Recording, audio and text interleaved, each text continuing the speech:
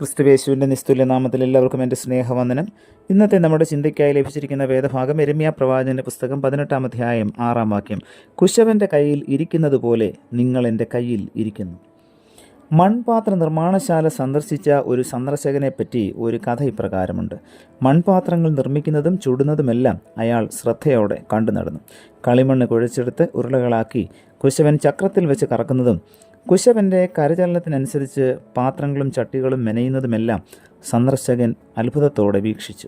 സന്ദർശകൻ ആ കെട്ടിടത്തിൻ്റെ മറ്റൊരു കോണിൽ ചെന്നപ്പോൾ ഒരു പണിക്കാരൻ കൊട്ടുവടി പോലെയുള്ള ഒരു തടിക്കഷ്ണം കൊണ്ട് മണ്ണിൽ ആഞ്ഞടിക്കുന്നത് കണ്ടു. നിസാരമായ പണി ആ മനുഷ്യൻ ചെയ്യുന്നത് പോലെ സന്ദർശകന് തോന്നി. പല അടി അടിച്ചിട്ടും ഒന്നും സംഭവിക്കുന്നതായി സന്ദർശകന് തോന്നിയില്ല. കുറച്ചു സമയം കൂടി ക്ഷമയോടെ ഈ പണി വീക്ഷിച്ചിട്ട് വളരെ വിനയത്തോടെ സന്ദർശകൻ ചോദിച്ചു, സഹോദര, നിങ്ങൾ എന്താണ് ഇപ്രകാരം ചെയ്യുന്നത്? എനിക്കൊന്നും മനസ്സിലാകുന്നില്ല. ഈ പണി നിങ്ങൾ എന്തിനാണ് ചെയ്യുന്നത്? സാർ, താങ്കൾ അല്പനേരം കൂടെ കാത്തിരിക്കുക, അപ്പോൾ എൻ്റെ പ്രവൃത്തിയുടെ ഉദ്ദേശം താങ്കൾക്ക് മനസ്സിലാകും. സന്ദർശകൻ ആ നിർദ്ദേശം സ്വീകരിച്ച് കാത്തുനിന്നു. അല്പം കഴിഞ്ഞപ്പോൾ പണിക്കാരൻ അടിച്ചുകൊണ്ടിരുന്ന കളിമണ്ണിൽ കുമിളകൾ പൊങ്ങുവാൻ തുടങ്ങി. എൻ്റെ ജോലിയുടെ ഉദ്ദേശം താങ്കൾക്ക് ഇപ്പോൾ മനസ്സിലായി കാണുമല്ലോ. ഈ കുമിളകൾ കളിമണ്ണിനുള്ളിൽ ഇരുന്നാൽ ശരിയായ പരുവത്തിൽ പാത്രങ്ങൾ ചുട്ടെടുക്കാൻ സാധിക്കാതെ വരും. ചിലപ്പോൾ അവ ഉടഞ്ഞു പോയെന്നും വരാം. കളിമണ്ണിലെ വായു പുറത്ത് കളയാനാണ് ഞങ്ങളിങ്ങനെ തല്ലുന്നത്. പുതിയ ഒരറിവ് ലഭിച്ച സന്തോഷത്തോടെ സന്ദർശകൻ പണിക്കാരനോട് നന്ദി പറഞ്ഞ് അവിടം വിട്ടു. ചെറുതും വലുതുമായ ഏത് അധ്വാനത്തിൻ്റെയും പിന്നിൽ ഒരു സതുദ്ദേശം കാണും.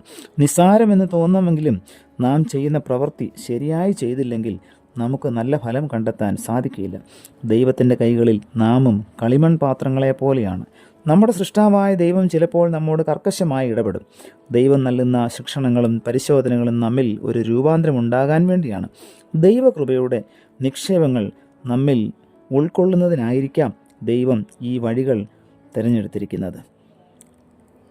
പ്രിയമുള്ളവരെ, കുശവൻ്റെ കയ്യിലെ കളിമണ്ണിൽ പ്രഹരങ്ങളേറ്റ് തീച്ചൂളയിൽ വെന്ത് പുറത്തെടുക്കുന്ന മനോഹരമായ പാത്രങ്ങൾ പോലെ നമ്മയും ദൈവകരങ്ങളിൽ ഏൽപ്പിച്ച് നമുക്കും പാടാം. നിന്നിഷ്ടം ദേവാ ആയിടട്ടെ, ഞാനോ മൺപാത്രം നിൻ കരത്തിൽ, നിൻ പാദത്തിൽ ഞാൻ കാത്തിരിക്കും, നിന്നിഷ്ടം പോലെ മാറ്റുകന്നേ. പ്രിയ കർത്താവേ, കുശവൻ്റെ കയ്യിലെ കളിമണ്ണ് പോലെ നീ ഞങ്ങളെ മെനയുന്ന ദൈവമാകയാൽ സ്തോത്രം. കർത്താവേ, നല്ലൊരു കളിമൺ പാത്രമായി അവിടുന്ന് ഞങ്ങളെ രൂപാന്തരപ്പെടുത്തുമ്പോൾ ഉപേക്ഷിക്കേണ്ടതിനെ ഉപേക്ഷിക്കുവാനും തള്ളിക്കളയേണ്ടവനെ തള്ളിക്കളയുവാനും അങ്ങനെ മനോഹരമായ പ്രയോജനപ്രദമായ ഒരു നല്ല പാത്രമായി കുശവൻ്റെ കയ്യിലെ ഇണങ്ങിയ കളിമണ്ണുകളായി രൂപാന്തരപ്പെടുവാൻ കർത്താവെ ഞങ്ങളെ അവിടുന്ന് സഹായിക്കണമേ. വചനത്തിലൂടെ ഞങ്ങളോട് സംസാരിച്ചതിനായി സ്തോത്രം. പുത്രൻ്റെ നാമത്തിൽ പ്രാർത്ഥന കേൾക്കണം പിതാവേ, ആമേൻ.